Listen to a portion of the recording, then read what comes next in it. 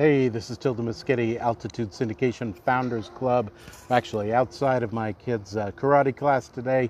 But right before I came and picked him up, I had an interesting conversation with somebody and thought that there was a valuable lesson in it.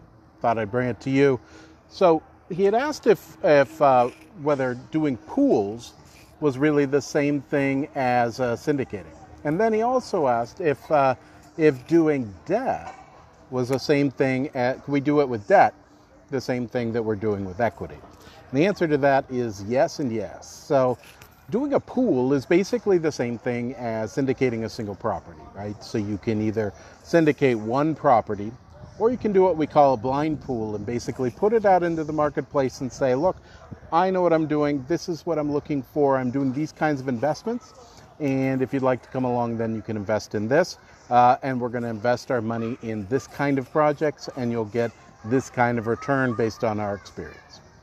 So that's doing it as a pool versus as a single property. Now you can also do a syndication to raise money in order to lend as debt.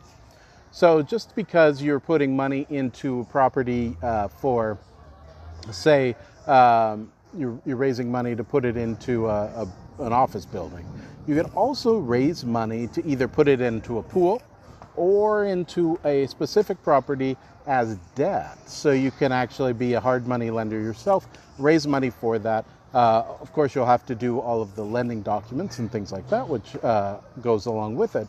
But you absolutely can do syndication for debt as well as equity. Thought that would be helpful for you to hear. So this is Tilda Muschetti, Altitude Syndication Founders Club. 3, 2, 1, liftoff.